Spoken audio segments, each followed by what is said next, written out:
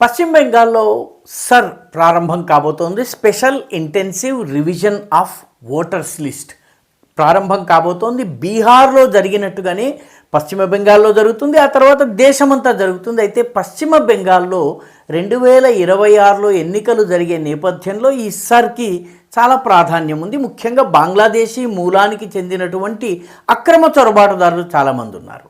కానీ వీరి లోపల హిందూ శరణార్థులు ఎవరైతే ఉన్నారో వాళ్ళకి సిఏఏ చట్టం ప్రకారము అవగాహన కల్పించేందుకు, వాళ్ళను ఓటర్ల జాబితాలో వాళ్ళ పేర్లను నమోదు చేసేందుకు భారతీయ జనతా పార్టీ 1000 అవగాహన శిబిరాలు, సిఏఏ అవగాహన శిబిరాల్ని పశ్చిమ బెంగాల్ మొత్తంలో నిర్వహిస్తోంది. ఈ శిబిరాల ద్వారా ఈ మటువా, నమశూద్ర ఇటువంటి దళిత వర్గాలు ఏవైతే ఉన్నాయో ఆ వర్గాలలో చైతన్యం కలిగించి వాళ్ళ ఓటర్ల పేర్లను నమోదు చేయించటం, అదేవిధంగా బంగ్లాదేశీ చొరబాటుదారులు అక్రమంగా వచ్చినటువంటి వాళ్ళని తొలగించటం చేయబోతోంది.